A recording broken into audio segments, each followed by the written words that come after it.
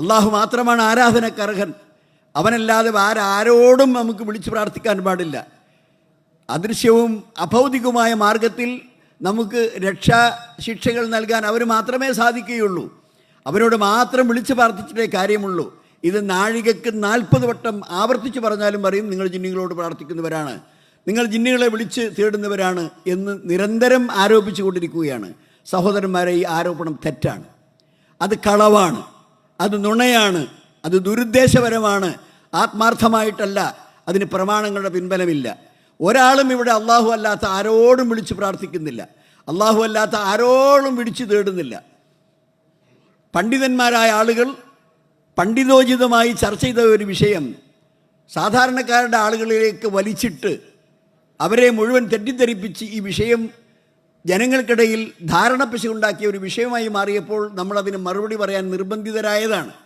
നേരെ മറിച്ച് പല പണ്ഡിത മഹാന്മാരായ ആളുകളും ഇതുപോലുള്ള ഭിന്നതകളൊക്കെ കുറിച്ച് കേട്ട് മനസ്സ് വിഷമിച്ചിരിക്കുന്ന ചില ആളുകൾ നമ്മോട് ചോദിക്കാറുണ്ട്, എന്തിനാണ് നിങ്ങൾ പണ്ഡിതന്മാർക്കിടയിൽ, ദായിമാർക്കിടയിൽ, വിവരമുള്ള ആളുകൾക്കിടയിൽ ഒരു റൂമിലിരുന്ന് ചർച്ച ചെയ്ത് പരിഹരിക്കേണ്ട വിഷയങ്ങൾ, അതല്ലെങ്കിൽ അങ്ങനെ പഴയകാലത്തും ചരിത്രത്തിലും ഇസ്ലാമിൽ പല വിഷയങ്ങളിലും പണ്ഡിതന്മാർക്കിടയിൽ ചില ഭിന്ന വീക്ഷണങ്ങളുണ്ടായിട്ടുണ്ട്.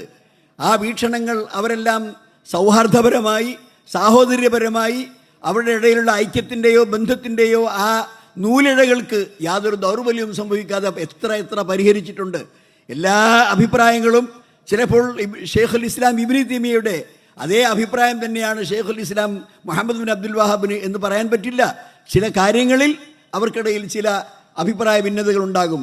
പക്ഷേ ആ സലഫി മൻഹജിൽ കടന്നു വരുന്ന ആ മഹാന്മാരൊക്കെ കീപ്പ് ചെയ്ത ഒരു പരസ്പര ബഹുമാനത്തിൻ്റെയും ഒരു പരസ്പര ഐക്യത്തിൻ്റെയും ഒരു പരസ്പര സൗഹാർദ്ദത്തിൻ്റെയും ഒരു അന്തരീക്ഷം ഇങ്ങനെ തകർത്ത് പറഞ്ഞാലേ ചില ആളുകളെ സംഘടനാ രംഗത്തു നിന്നൊക്കെ ഒന്ന് മാറ്റി നിർത്താൻ പറ്റുകയുള്ളൂ എന്ന് ചില സൂത്രശാലികൾ എടുത്തിട്ടുള്ള ഒരു കാര്യമാണ്.